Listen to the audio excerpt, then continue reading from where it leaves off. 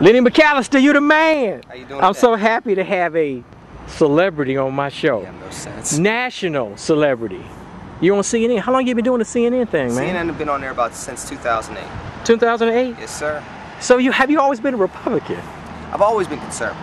Haven't always been a Republican. Now there's a differentiation. You can be conservative and vote conservatively and still affiliate yourself with the Democratic Party. But as I got older, as I got through college, I decided that it probably made the most sense to look at my political affiliation and align my political affiliation on the voter registration card with the beliefs and basically the way I voted and the values I stand for when it comes to government and government's role in our lives. Now, you born and raised in Pittsburgh? Born and raised. Man, little Chicago. No, I went to Pittsburgh last year. I rode through. Okay. Really, I've been there twice, but I rode through last year for the second time. Really cute. When I say cute, I like smaller towns because traffic's better. You know what I'm saying? True. But you got hills and mountains. You never went through the Fort Pitt tunnels, I take it, then have you? In Pittsburgh? Yes. No, I made a couple of wrong turns. I went through one tunnel on the other side of town, okay.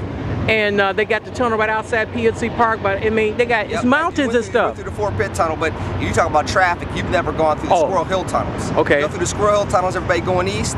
It's all jammed together, trust me. You'll experience a little bit of traffic. It's not Chicago traffic, but it is a little bit of traffic. But I freaked out. It was one tunnel right outside downtown by the motel. We stayed at Holiday Inn Express outside of downtown on Tim Street. Okay. I was trying to find it, trying to get to the Tim Street Bridge, and I went through the tunnel. I was like, what's the mountain? I look at it, I go straight through the mountains. It was bizarre. But the whole thing, you went to high school, grammar school in Pittsburgh. Born and raised in Pittsburgh. And you were conservative in grammar school? Yes, sir. Born and raised Catholic schools.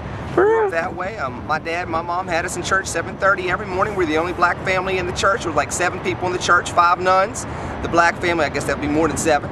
The priest and a couple of folks from there, but we were there every day.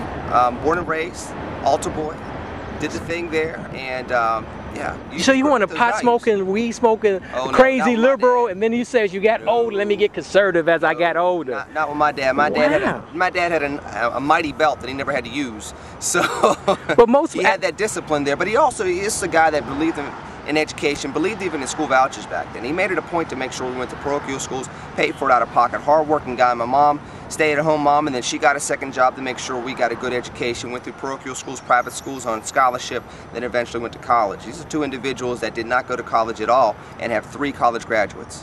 You know, you're a lot younger than me. I'm not going to tell you my age right now, but you're a lot younger than me. But a lot of folks of my generation who did well in life, they went to Catholic schools. Yeah.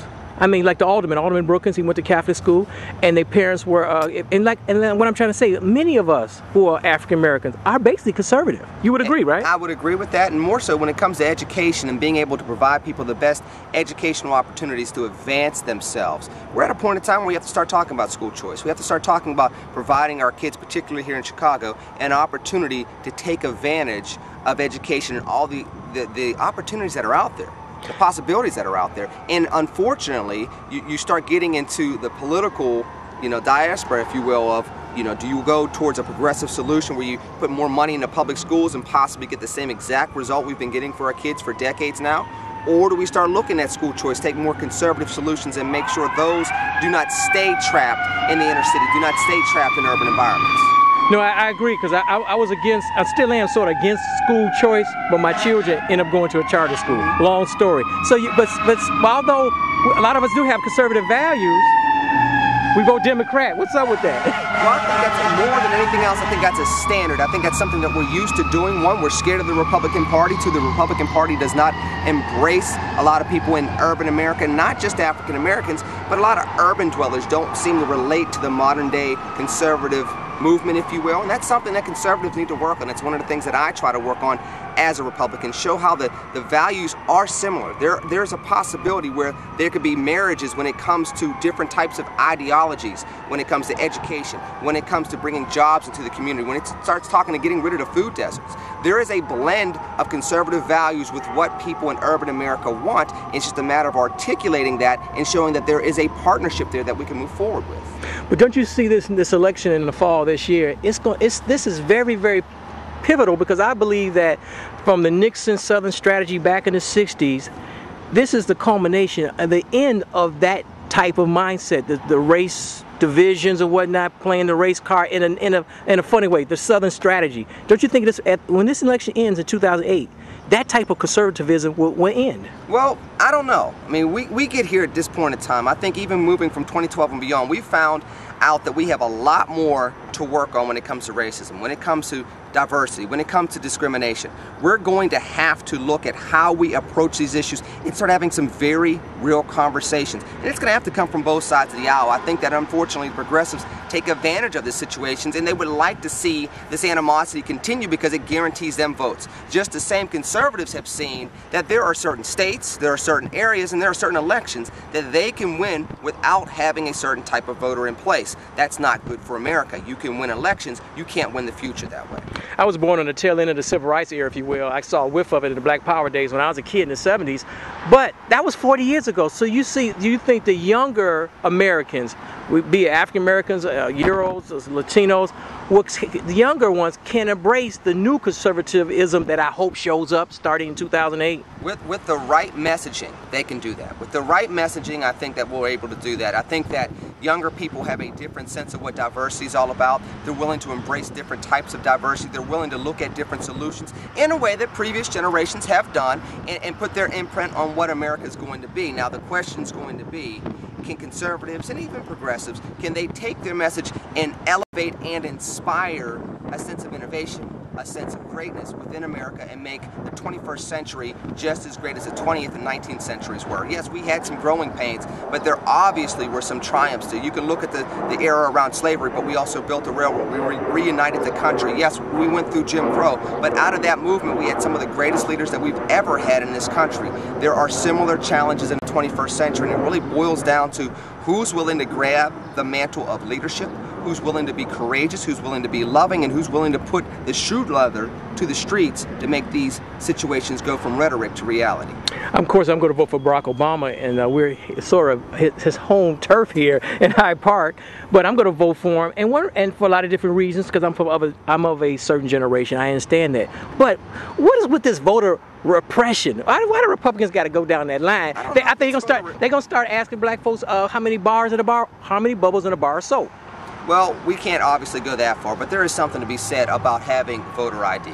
There's something to be said about validating and making sure that our elections are fair. And people misunderstand and think that this is just a Republican tactic. If you look at Republicans and Democrats, there are people on both sides of the aisle that have gotten in trouble when it comes to voter fraud.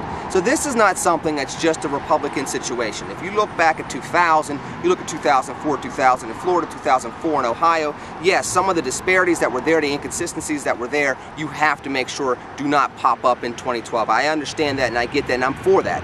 At the same time, there's still an opportunity and a method that we have to approach in order to validate our elections and make sure that people on both sides of the aisle are fighting a fair fight and that these are fair elections, or else you're going to continue to have what we have, which is nothing more than a bunch of gerrymandering where people stay in safe seats and nothing really gets done, and you see more gridlock, not more results. I agree with that. I just wish they could have waited to do these voter suppression laws after the election. Voter suppression, voter ID. Yeah. I wish they goes back to the messaging. Well, right? I read a couple of talking points before I came out here. But I like some of the conservative values. On the floor here, you can't really see it, right? Well, it's this book right here. Don't worry about it. It's a Charles Murray book, and I was reading some Charles Murray, the author of the Bell Curve, and he makes some cogent arguments, if you will, some cogent points. But the conservative ideals make sense until you tell me to vote for Mitt Romney. Then I say I can't do that. But that's a candidate, not a conservative value. Because once you start buying into the values, then you can take your values that are yours and you can apply them to candidates, and then you could approach and engage those candidates to ask them why they do or do not fit into those values. That's what we're supposed to be doing with American politics, even when it comes to the president, when it comes to progressives. Progressives are not exactly happy with the president on everything that's come up, even when issues such as gay marriage or don't ask, don't tell a couple of years ago until that was voted into law after December 2010 in the lame duck session of Congress. So there are still opportunities where we're supposed to take our values, conservative or progressive, and apply them to the candidates and then ask them appropriately, why do you or do you not deal with these issues the way I deal with these issues? How come you don't vote the way I believe these issues should be brought into law or not brought into law in America?